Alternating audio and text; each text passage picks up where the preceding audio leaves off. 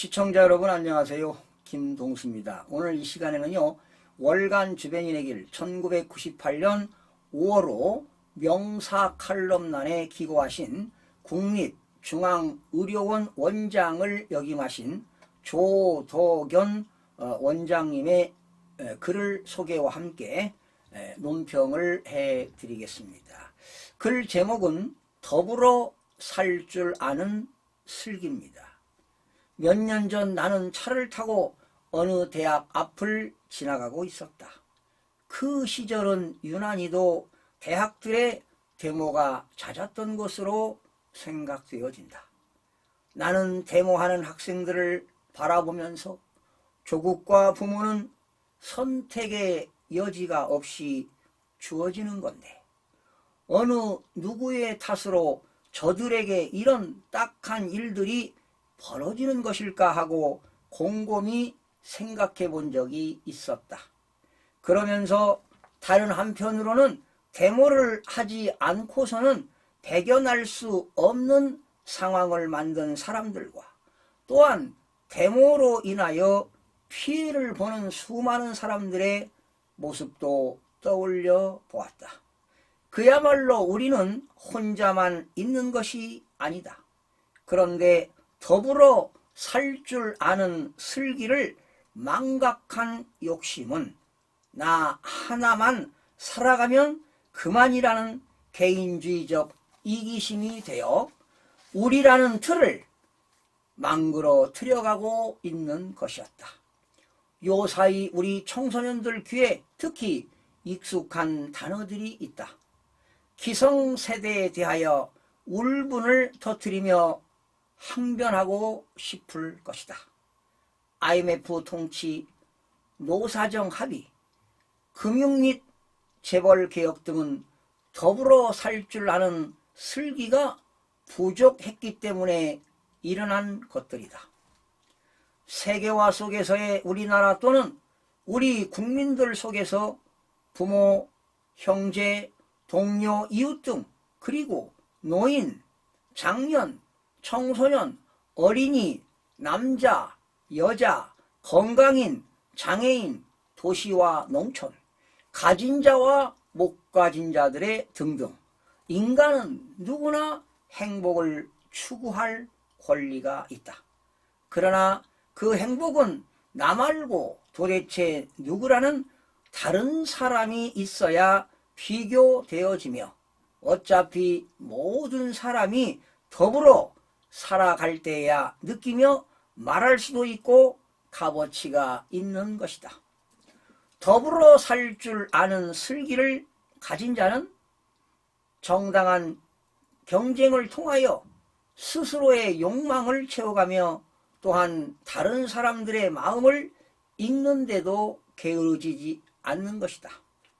우리 청소년들은 삶 그 자체가 정말 희망차고 신선하며 깨끗함을 간직하고 있다.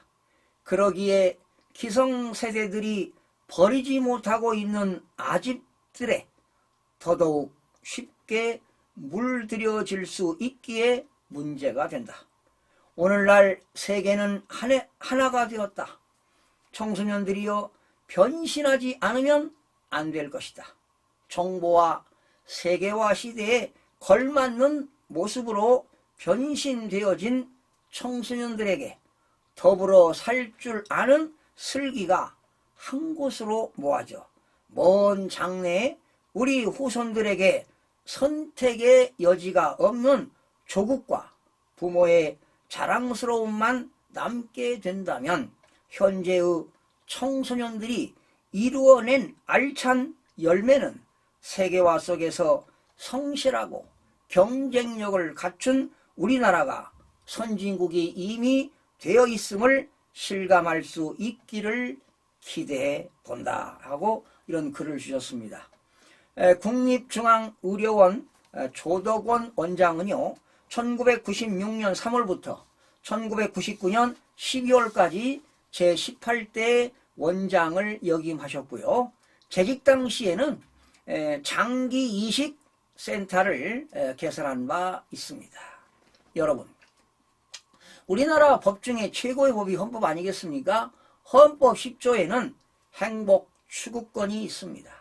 모든 국민은 인간으로서의 존엄과 가치를 가지며 행복을 추구할 권리를 가집니다. 국가는 개인이 가지는 불가침의 기본적 인권을 확인하고 국가는 국민을 보장할 의무가 있습니다. 여러분, 많은 사람들은 행복해지기를 소원합니다. 행복을 위해서 열심히 공부합니다. 행복을 위해 결혼을 준비하고 결혼을 하게 됩니다. 그러나 결혼을 하고 싶어도 경제적인 여유가 없어서 못하는 경우도 허다합니다. 또한 우리는 행복을 위해서 직장 생활을 합니다. 여러분, 왜 이렇게 열심히 공부를 해야 합니까? 좋은 대학에 입학하기 위해서인가요? 아니면 좋은 직장에 입사하기 위해서? 아니면 좋은 배우자를 만나기 위해서 공부를 열심히 하는 겁니까? 우리는 행복을 위해서 사업을 합니다. 더 많은 돈을 벌기 위해서지요. 행복을 위해 다른 사람들과 사귑니다. 다양한 직종에 종사하는 사람들과 인간관계를 형성하다 보면 소중한 정보를 얻을 수 있기 때문입니다. 또한 우리는 행복을 위하여 여행을 합니다. 가족들과 혹은 친구들과 여행하면 최고의 행복을 누릴 수 있습니다. 우리는 행복을 위해서 여러 가지 노력을 합니다.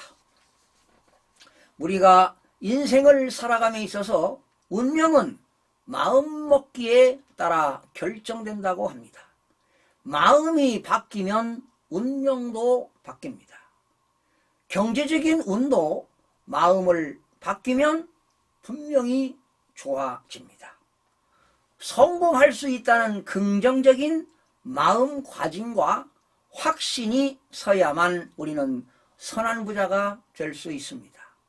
혹시라도 마음과 행동이 부정적인 마음으로 방향이 기울어진다면 상황은 개선되지 않습니다. 우리는 항상 긍정적이고 적극적인 사고로 열린 마음으로 간절히 원하면 이루어집니다. 마지막으로 오늘의 잠언입니다. 재산이 적어도요, 주님을 경외하며 신앙생활하는 것이 재산을 많아서 다투는 것보다 훨씬 더 낫습니다. 시청해주신 여러분 고맙습니다. 오늘도 감사하며 웃는 행복한 하루가 되시기를 소망합니다.